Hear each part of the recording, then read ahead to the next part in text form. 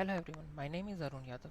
Here I will explain you liver tumor segmentation in CT scan images using the UNET and ResNet model. According to research, liver tumor are the fifth most common cause of death in men and ninth most common cause of death in women. But through deep learning, we can easily detect the liver and tumor.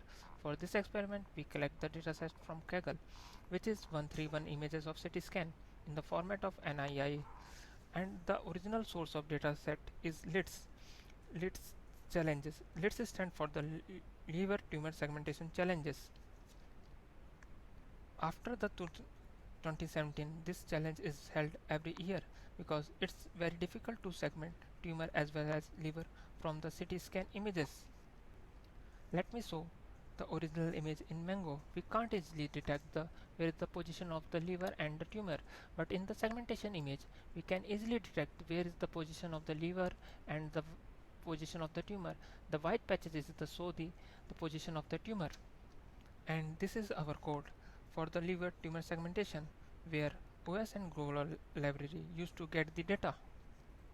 Nibble library used to convert CT scan images into array, and pandas and numpy library used for the data processing.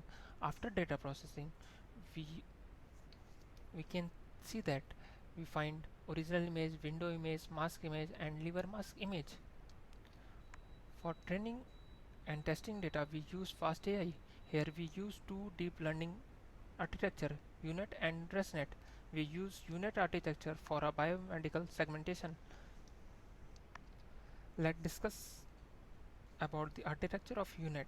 They divide into two parts, decoder and encoder.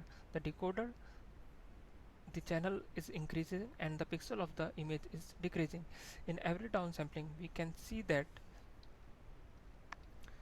we add the max pooling layer, and after every convolution layer we add the ReLU function, and in encoder is the vice versa of decoder. In upsampling it retains the original pixel of image.